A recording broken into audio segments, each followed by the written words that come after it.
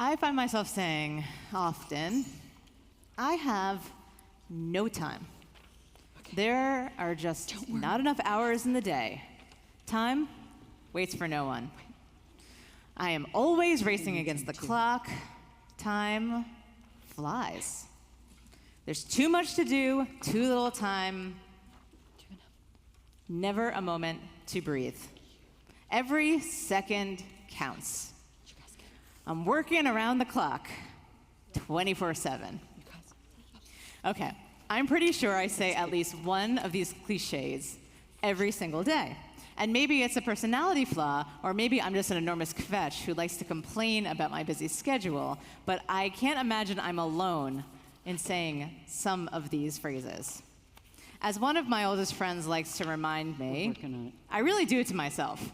It's not a problem of parenting or professionalism. I was the same at 19. I was taking 6 classes and working full time and joining every club on campus. And even my hobbies are time consuming. So I will name that I am a particularly bad model for good time management and slowing down. It's part of my entire vibe. But perhaps for you, it's also the same. You're juggling your job, or your social commitments, or your justice commitments, or your community commitments, or your children, or your parents and their needs, or your friends and family, and the endless responsibilities, and the stacked Google Calendar with the 12 colors, with multiple meetings happening at the same time, and all of the fullness that is you and your life that happens every day, all day. I often wish I can be in 2 places at the same time. Or that I could add an extra day to the week, or maybe tack on a few hours at the end of the day after the kids go to sleep. Or maybe I could just skip sleep altogether and really just get it all done. But none of that is reasonable. That is really not a way to live. And our society's penchant for overextension is not great for one's physical or mental health. It's also not great for our relationships. Though wishing for more time might sound ubiquitous, we all exist on the same plane of reality. There are only 24 hours in a day, and you should probably be sleeping for 8 of them.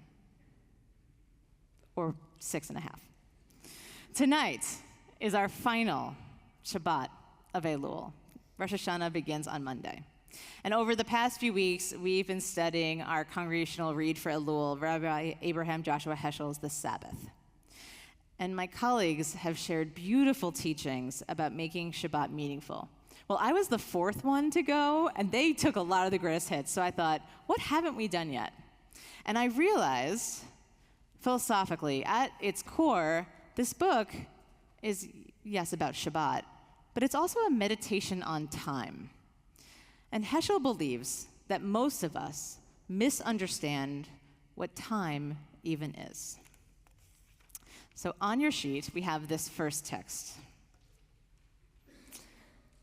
Heschel writes, "Time to us is a measuring device rather than a realm in which we abide.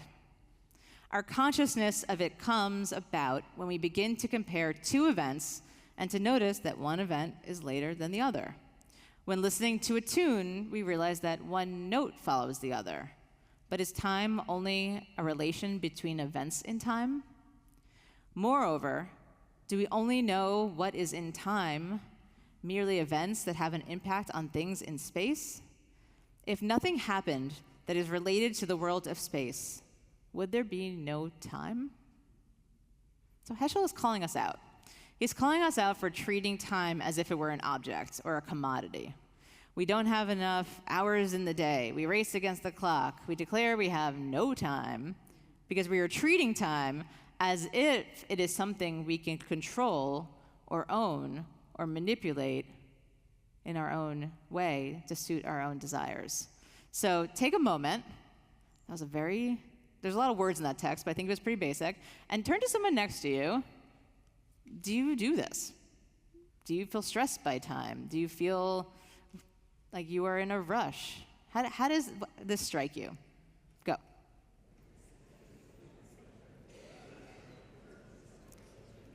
Okay, we're gonna pause. We can continue later at Oneg for sure. Gonna bring everyone back together. They have what to say. They want more time.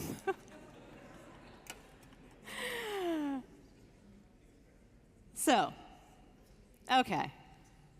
If time should not only be an object, is there another way to think about time? For Heschel, he wants us to move from seeing time as a thing to instead seeing time as spirit, as holiness that is not owned or commodified or defined or held in your hand, but instead revealed through experience, like on Shabbat, when God designates time itself as sacred. So this is going to bring us to the second text that you have on your page. Heschel explains. What is Shabbat? Spirit in the form of time. With our bodies, we belong to space. Our spirit, our souls soar to eternity, aspire to the holy. The Sabbath is an ascent to the summit. It gives us the opportunity to sanctify time, to raise the good to the level of the holy, to behold the holy by abstaining from profanity. Spirit in the form of time, eternity, is indeed an absurdity to all those who think that the spirit is but an idea in the mind of a person, or that God is a thing among all other things. One must be overawed by the marvel of time, to be ready to perceive the presence of eternity in a single moment. One must live and act as if the fate of all of time would depend on a single moment. Okay, that is very philosophical, and I admit I read it like 13 times. But I thought it was important, and the meaning that he could have used other words for, I believe, is actually quite simple. Shabbat, our holidays, of which we have many that are coming very soon, are meant to teach us this, that when we pause, we recognize that life happens always in the present tense. God, holiness, the universe, whatever word works for you, can only be discovered, can only be experienced in the present tense. It's not a tangible object to be manipulated, but rather an experience of being alive and fully present in the moment. Now, I'm going to give you some examples, and then I'm going to open it up for you to turn again to your neighbor and make your own examples. Here are the moments in my life when I believe I experience time the way that Heschel describes. And I promise you, I'm very vulnerable tonight. This is not every day.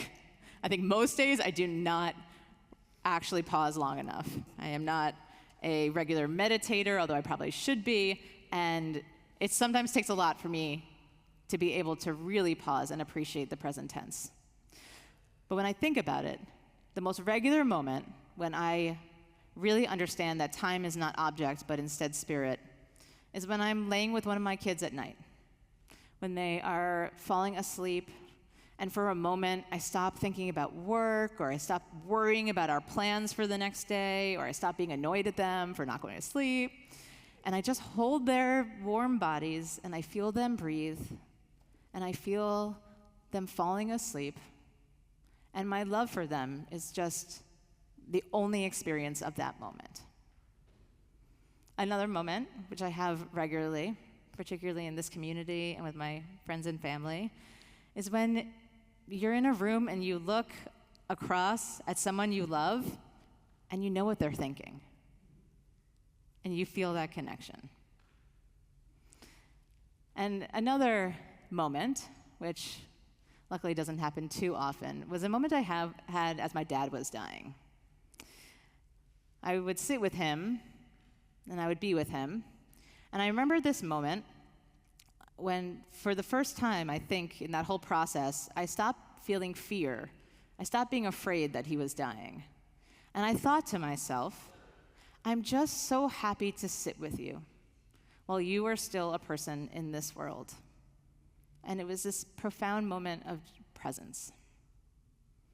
So those are my three interpersonal moments of connection when everything else stops and we can feel time. We can feel our vitality in this moment. You can turn to folks around you.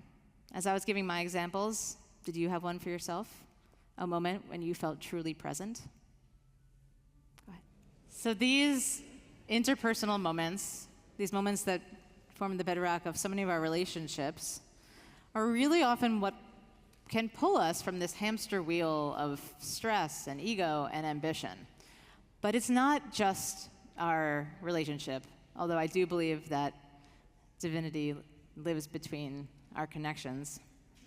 I think that the Jewish rituals of our holidays, of Shabbat, are designed to also give us this pause, to help us feel and understand the holiness of time.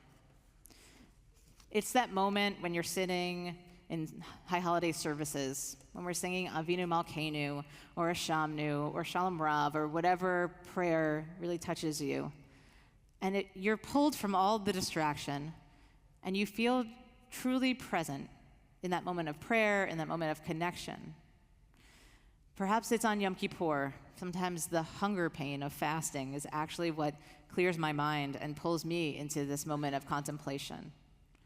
Or perhaps it's the sound of the shofar on Rosh Hashanah, or the smell of the etrog on Sukkot, or the joy of dancing with the Torah on Simchat Torah, or any number of these rituals, the candles, the wine, the music. All of that is meant to break us open and remind us that we are alive and present as we are changing and growing into the next moment and into the next. I often think of the saying, you can't step in the same river twice. Except, I think we are the river. We're the ones always changing. It's these moments of pause that let us see how and why. So the final piece you have on your sheets, and Heschel's final 4 words in his book, I have to admit are words that I kind of don't understand at all. But I'm going to close with them. Eternity utters a day. I mean, it seems contradictory. Eternity, forever, and a day is, defined. What does that even mean? This is what I think, and this is what I've come to this year. I think it means that every single day is spoken into being by our lives, and our experience of every single moment is our opportunity to feel the grandeur and the potential and the beauty of all life, of all eternity, so that in any moment, this one or the next, we can find infinite meaning. But we'll never notice that. We'll never be able to be in that place if we treat time as if it were sand slipping away and out of our control. So, this very moment is sacred. And the next one's probably sacred too, and tomorrow and in 3 weeks. But it all depends whether we're able to actually spend a moment and recognize. Time is not only useful, time is holy, because we are alive in it, and this is our opportunity to live the lives that we want to live. Shabbat and our holidays are gifts that can remind us of this truth, that eternity is always here, waiting for us in each moment, if we choose to pause and notice. Shabbat Shalom.